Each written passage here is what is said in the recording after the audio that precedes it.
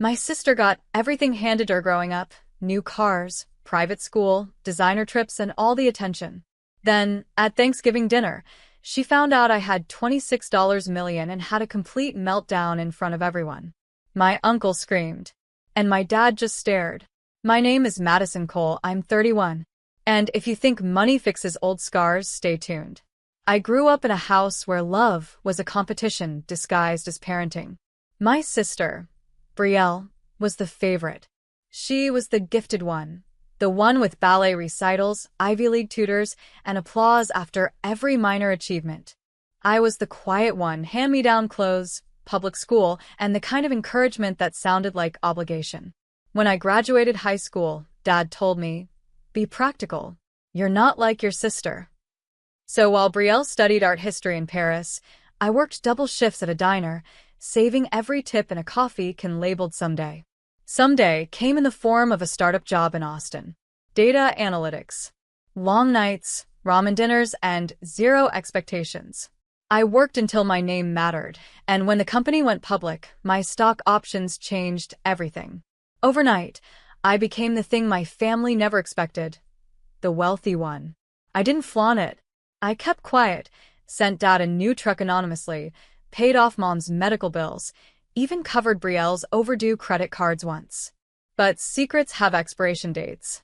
So, on that Thanksgiving evening, when the conversation turned to who's successful now, my uncle joked, "Madison, still scraping by?" I smiled and said, "Actually, no." Then Brielle's boyfriend blurted it out. My Forbes profile, my company's acquisition, the number $26 million. The room froze. Brielle's wine glass slipped from her hand. Dad's fork clattered. And my uncle's voice thundered. 26 what? I just sat there, calm, cutting my turkey, knowing this dinner was about to expose more than envy. It was about to expose truth. The silence after my uncle's outburst could have shattered glass. Brielle's jaw hung open, her face twitching between disbelief and fury. 26 million? She repeated, louder this time, like saying it again might shrink the number. You. From that nerd job. I didn't flinch. Yes, I said simply, slicing another piece of turkey.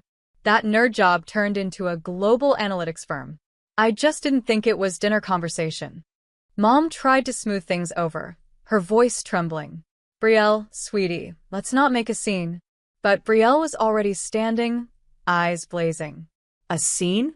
Are you kidding me, Mom? She's been sitting here, quiet, while we helped her all these years, and she's been hiding millions. I set my fork down.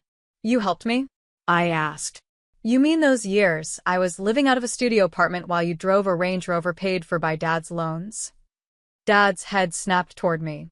Watch your tone. No, I said, my voice steady. You all watched me struggle, and now you're shocked that I didn't stay there forever. Brielle slammed her hand on the table, eyes wet but furious. You owe this family. You don't get to disappear and come back rich. My uncle jumped in, voice booming.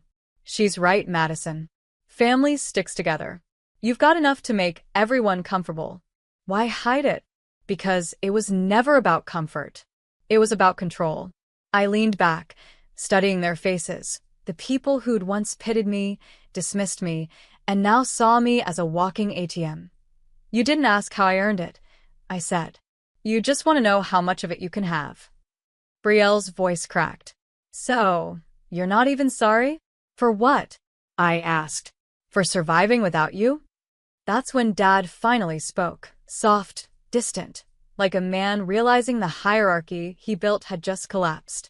Madison, he said quietly, you should have told us. I met his gaze. And you should have believed in me. The table went still. The turkey steamed in silence. And for the first time, they saw me. Not the forgotten one, the untouchable one. Brielle's meltdown escalated faster than I expected.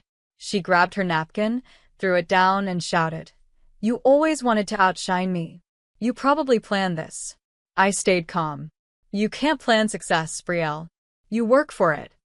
Oh, don't act so holy, she snapped. You think money makes you better? You're still the boring one. the one who begged for attention growing up. Her words didn't sting, not anymore. They were old bullets, dulled by truth. Uncle Gary jumped in again, the self-appointed family judge. You know, Madison, maybe it's time you give back. Family supported you when times were tough. I turned slowly toward him. You mean that time you charged me rent to sleep in your basement after my car broke down? Yeah. I remember. The room froze again. Mom whispered, Madison, please, this isn't. No, I said, leaning forward. This is Thanksgiving. It's about gratitude, right? So thank you, Uncle Gary, for teaching me how to survive. Thank you, Brielle, for showing me what favoritism looks like. And thank you, Dad, for never believing I'd make it. Because you made sure I did. Brielle's eyes filled with tears, not from remorse, but humiliation. You're disgusting, she hissed. Money turned you cold. I shook my head. No, being ignored did. Money just gave me volume. Then, like a director cueing chaos, Dad finally stood. His voice trembled with anger. Enough. This family has been through too much to let greed destroy it. Greed? I echoed, standing too. I didn't come here asking for anything. But the second you found out what I had, everyone looked at me like I was a vault with legs. No one spoke. Even the ticking clock on the wall seemed to hesitate. Finally, Mom whispered, Madison, maybe you should go. I nodded slowly, grabbed my coat, and said, You know what? You're right. I'll go. But remember, you pushed me out once for being too small. Don't push me out again for growing bigger. The door shut behind me with quiet finality. Inside, I left them with their turkey and their silence. By the time I reached my car, my hands were trembling, not from fear, but from the sheer weight of finally speaking every truth I'd buried for years. The cold night air hit me like clarity.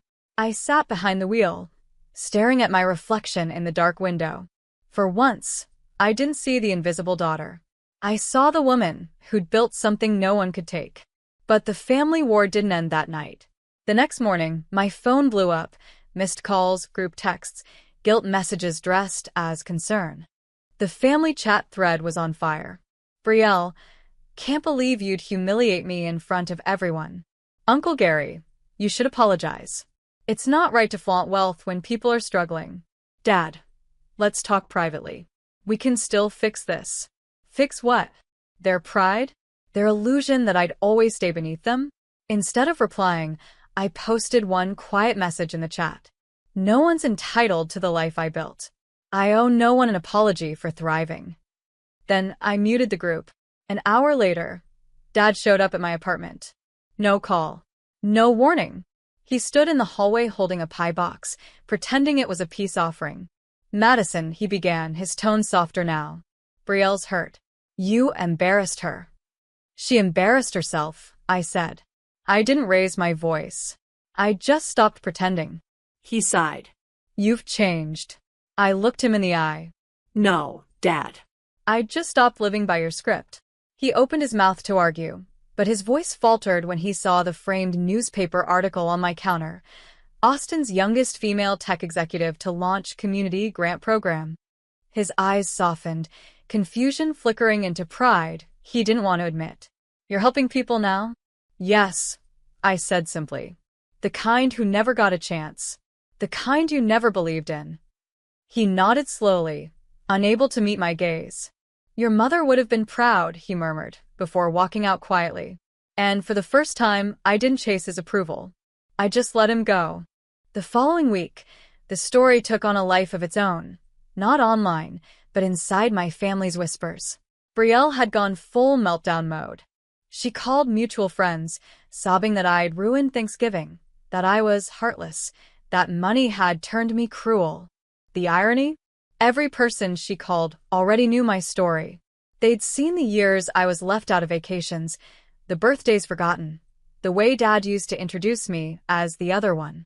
This time, no one bought her version. I was sipping coffee in my office when Rachel, one of our board members, knocked and handed me an envelope. These came for you, she said with a smirk. Inside was a typed letter, formal, desperate. Dear Madison, we've talked as a family. We believe things got out of hand. You've always been generous. We'd like to rebuild this relationship, privately. Also, Brielle's tuition balance is due this month, and your father thought maybe you'd want to help, given your success. Love, Mom and Dad. I laughed out loud, that dry, almost hysterical kind of laugh that comes when you realize nothing's changed. They didn't want reconciliation. They wanted restoration of their comfort, not our connection. So I wrote back one paragraph, precise and final. Dear family, I've already paid enough for my silence, for my absence, and for your approval. I'm done paying for your comfort too. You can forward future requests to my lawyer. Sincerely, Madison. When I sent it, I expected guilt, maybe even regret. But what I felt was freedom, like debt forgiveness for the soul. That night, I met with my team about expanding the community grant fund. We renamed it the Someday Project, after that old coffee can I use to save tips in. And when I saw my name printed on the first check we issued to a single mother in Austin, I realized something profound. Family doesn't always share your blood. Sometimes it shares your scars and chooses to heal with you. The next month was calm, eerily calm, like the world had finally stopped testing me. But peace has a strange way of being interrupted by people who can't stand your silence. It started with a call from an unknown number. I let it ring, then again, and again. Finally, curiosity won. Madison? It's your uncle. The sound of his voice dragged up every dinner table argument, every lecture about respecting elders, while they disrespected me. What do you need, Uncle Gary? He hesitated. Look, kiddo, I just think you're taking things too far. Brielle's really not doing well. She's seeing someone about anxiety. She needs help. I'm not her therapist or her bank, I said flatly. You've got millions, he snapped. You can't just turn your back on blood. I almost laughed. Blood's just DNA. Loyalty is earned. He sighed heavily. You sound just like your father now, cold. I hung up before I said something colder. That night, Brielle posted another cryptic quote online. Some people only help strangers because it makes them feel better about ignoring family. It got dozens of likes from distant cousins who hadn't spoken to either of us in years. The cycle continued. Guilt, pity, blame, but I didn't bite. Instead, I doubled down on the Someday Project. We expanded to Dallas, sponsoring scholarships for girls in underfunded schools. Every check I signed was another layer of distance between who I'd been and who I'd become. One evening, I was reviewing applications when an email popped up. No subject line, no name. Just words. You're doing good things. Maybe one day, I'll deserve your forgiveness. B. For a second, I just stared. It wasn't manipulation this time. It was fragile, quiet, human. I didn't reply. I didn't delete it either. Because maybe that was the first honest thing my sister had ever said to me. And sometimes, forgiveness doesn't need a response. It just needs space to breathe. Winter faded into spring, and with it, the bitterness began to thaw. I still hadn't spoken to Brielle, but I stopped feeling anger when her name came up. That, I realized, was the real victory, not revenge, but release. Then one morning, my office assistant walked in, wide-eyed. There's someone here asking for you. Before I could respond, Brielle stepped through the door.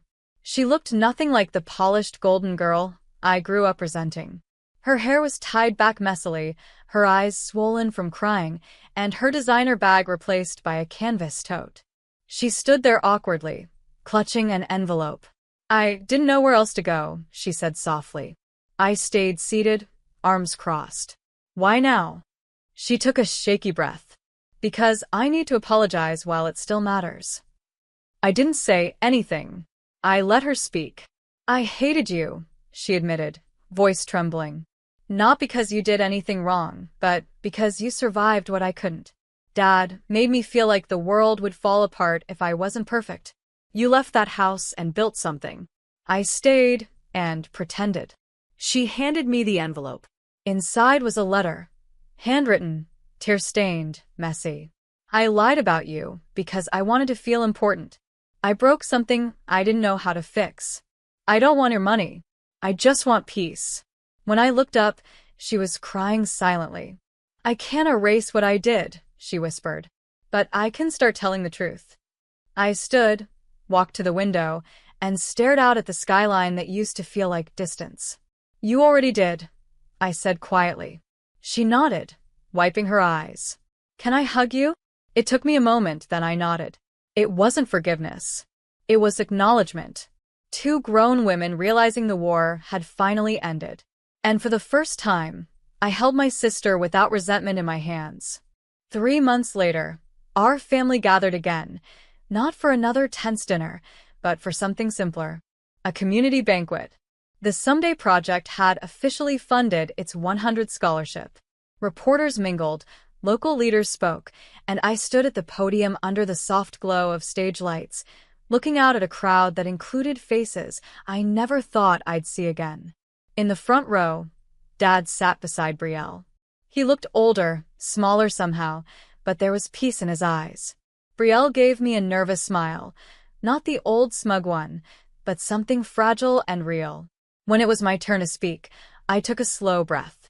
"I used to think success meant proving everyone wrong," I said. "But now I know it's about proving to yourself that you can rise, even when no one claps." A quiet ripple of applause followed, soft and genuine. Afterward, Brielle approached me backstage. "You were incredible," she said, her voice steady. "You really built something beautiful." I smiled. "So did you. You came back. That takes its own kind of courage." She hesitated, then handed me a small box. "Dad wanted you to have this." Inside was Mom's locket, gold, old-fashioned, engraved with two names, Madison and Brielle. I hadn't seen it since I was a kid. "I thought he sold this years ago," I whispered. He almost did, she said. But I stopped him. I told him, maybe someday you'd want it back. For the first time, I didn't feel the weight of resentment in my chest. Just gratitude, quiet, fragile, but real. Later that night, when the guests were gone and the hall was empty, I stood on the stage alone, holding that locket against my palm. All those years chasing approval, running from envy, carrying anger, they'd led me here. Not richer, just freer. I looked up at the lights and smiled. "I didn't buy peace," I whispered. "I earned it." And as I stepped down from the stage, I saw Brielle waiting by the door, waving, not as my rival, but as my sister.